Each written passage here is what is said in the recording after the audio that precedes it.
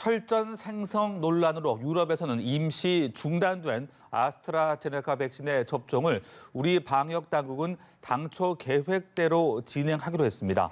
네, 그런데 국내에서도 접종 후 사망한 사람 가운데 혈전 생성 사례가 있는 것으로 확인됐는데요. 보도국 연결해 자세히 들어보겠습니다. 이동훈 기자. 네, 정은경 질병관리청장이 오늘 국회 보건복지위원회 전체 회의에서 백신 접종 후 혈전 생성에 대해 사망 사례 중 한 건 정도가 부검 소견이 보고된 게 있어서 검토할 예정이라고 밝혔습니다. 아스트라제네카 백신 접종 뒤 혈전이 생성됐다고 신고된 사람은 60대 여성으로 요양병원 입원 환자인데요. 공식 부검 결과가 보고되지는 않은 상태입니다. 하지만 앞서 코로나19 예방접종 대응 추진단은 국내에서 아스트라제네카 백신 접종을 받은 뒤 혈전증이 발생했다고 인정된 사례는 확인되지 않았다며 접종을 계획대로 진행한다고 밝혔습니다.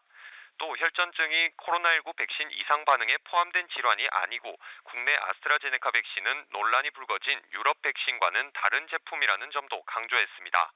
질병청은 오늘 오후 기존 추정사인 예방접종과의 인과관계와 부검 진행 중 유관 소견 등 설명 가능한 부분에 대해 발표할 예정입니다. 네, 그리고 오늘 0시 기준 신규 확진자와 백신 접종 집계 상황도 알려주시죠.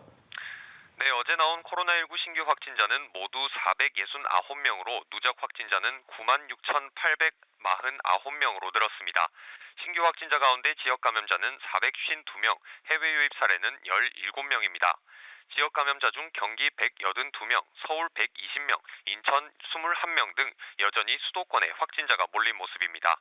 또 진주 사우나 집단 감염의 여파로 경남에서도 신규 확진자 45명이 쏟아졌고 전북 21명, 대구 14명 등 광주와 전남을 제외한 15개 시도에서 확진자가 나왔습니다. 완치돼 격리 해제된 확진자는 모두 88,814명이 됐고 격리 치료 중인 환자는 6,349명, 위중증 환자는 100명입니다.